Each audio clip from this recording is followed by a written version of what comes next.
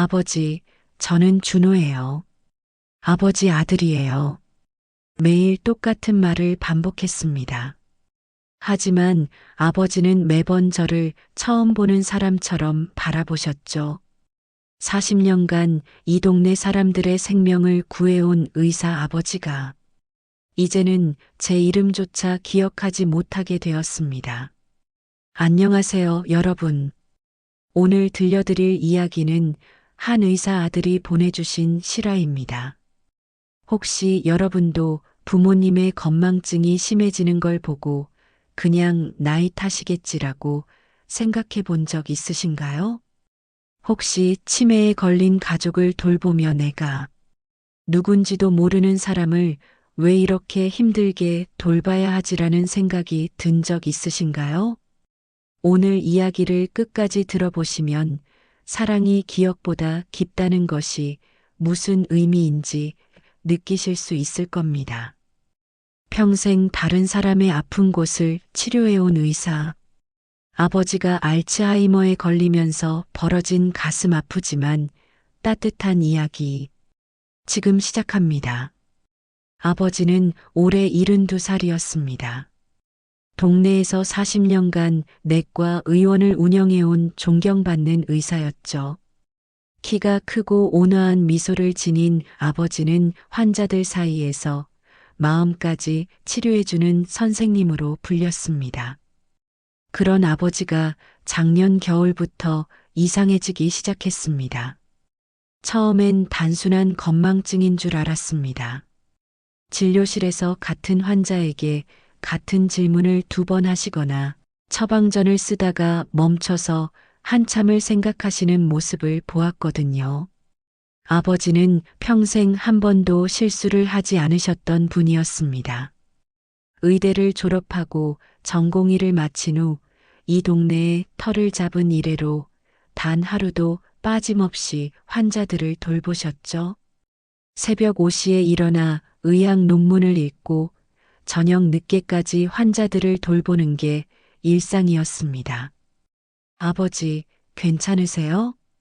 저는 걱정스러운 마음으로 물었습니다. 응? 아, 잠깐 깜빡했네. 요즘 환자가 너무 많아서 말이야. 아버지는 평소와 다름없이 대답하셨지만 목소리에 약간의 당황감이 섞여 있었습니다. 저는 아버지의 대답을 그대로 믿고 싶었습니다.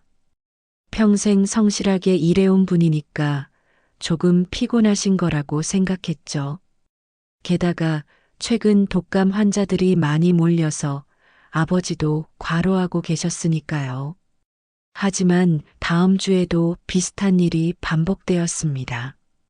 아버지는 수십 년간 써온 약품명을 갑자기 기억하지 못하셨습니다.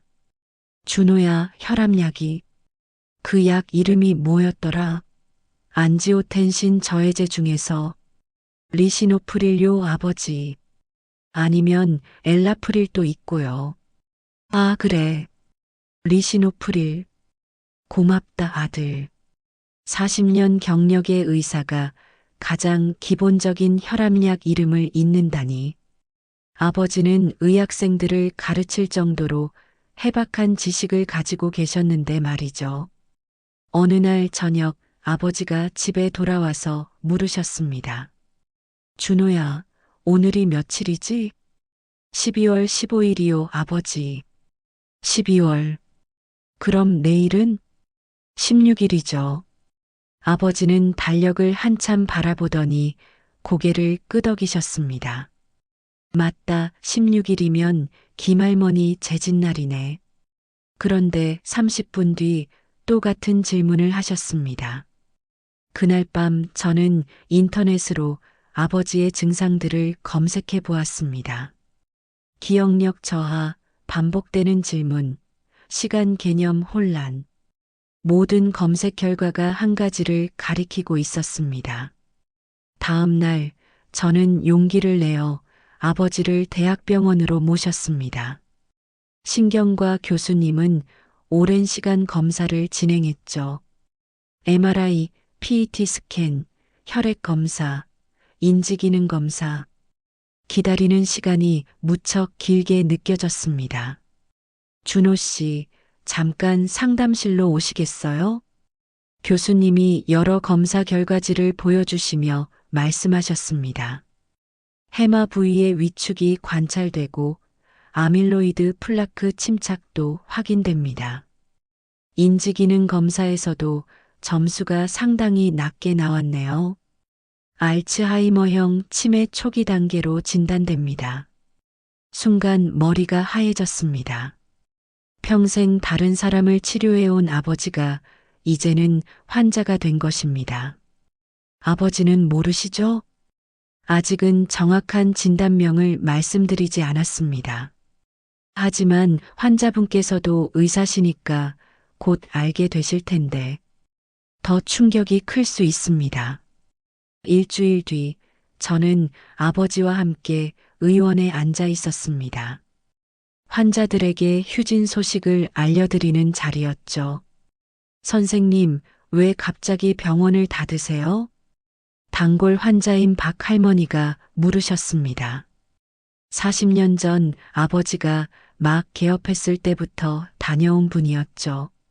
아버지는 한참을 망설이시더니 떨리는 목소리로 말씀하셨습니다. 제가 이제 나이가 들어서 실수가 많아졌습니다. 환자분들께 피해를 드릴 수는 없으니까요. 잘못 진단하거나 잘못 처방하면 그건 제가 용서할 수 없는 일이거든요. 마지막까지 환자를 생각하시는 아버지의 마음이 느껴졌습니다. 의원을 정리하는 동안 아버지는 40년간 모아온 의료 기록들을 하나하나 정리하셨습니다. 수천 명의 환자 기록이 담긴 파일들이 산더미처럼 쌓여 있었죠. 이 환자는 내가 태어날 때부터 봤던 아이야. 이제 결혼해서 아이까지 낳았네. 아버지의 기억 속에는 환자들의 인생이 담겨 있었습니다. 의원 문을 닫은 뒤 아버지는 급격히 변하기 시작했습니다. 평생의 정체성이던 의사라는 직업을 잃으니 더 빨리 무너지시는 것 같았어요. 어느 날 아침 아버지가 넥타이를 메고 나오셨습니다.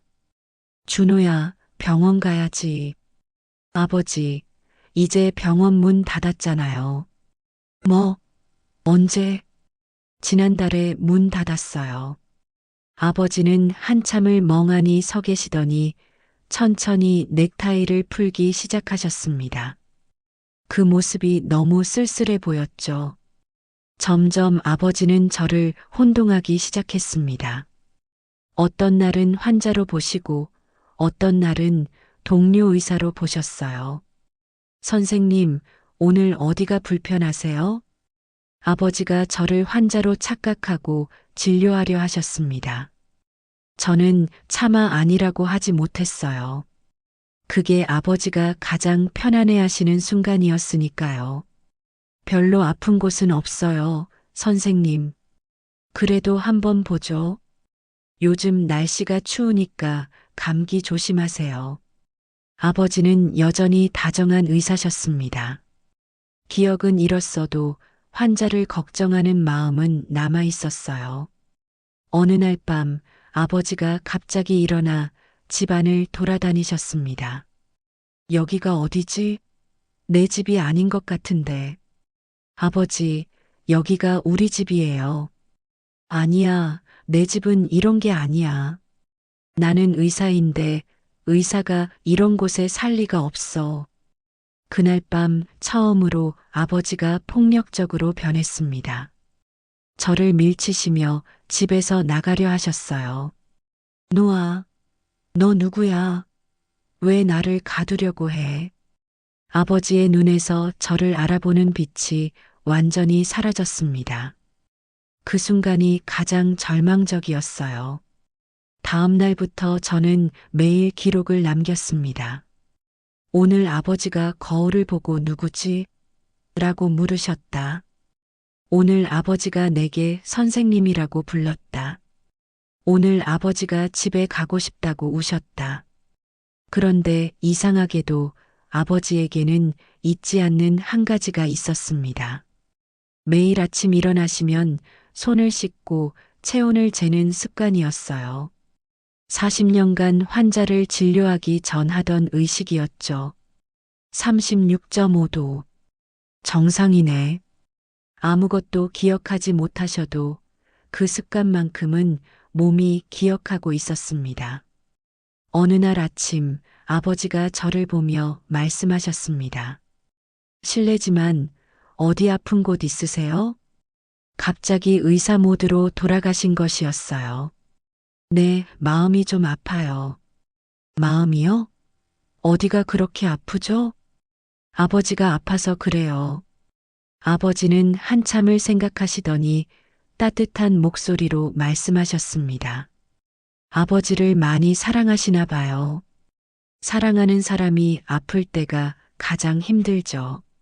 하지만 곁에 있어 주시는 것만으로도 큰 약이 될 거예요. 그 말에 눈물이 왈칵 쏟아졌습니다. 아버지는 저를 기억하지 못하셔도 여전히 따뜻한 의사셨어요. 매일 아침 아버지가 손을 씻고 체온을 잴 때 저도 함께 했습니다. 체온이 36.5도네요, 선생님. 정상이군요. 건강하게 지내세요. 이런 대화가 저희의 새로운 일상이 되었습니다. 어느 날 요양원에서 할머니 한 분이 넘어지셨습니다. 다른 분들은 그저 바라만 보고 있었는데 아버지만 다가가셔서 할머니를 일으켜 세우셨어요. 어디 다치셨어요? 목소리는 예전 같지 않았지만 여전히 의사의 마음이었습니다. 그래도 조심하세요. 넘어지면 위험해요. 기억은 사라져도 마음은 남는다는 것을 깨달았습니다.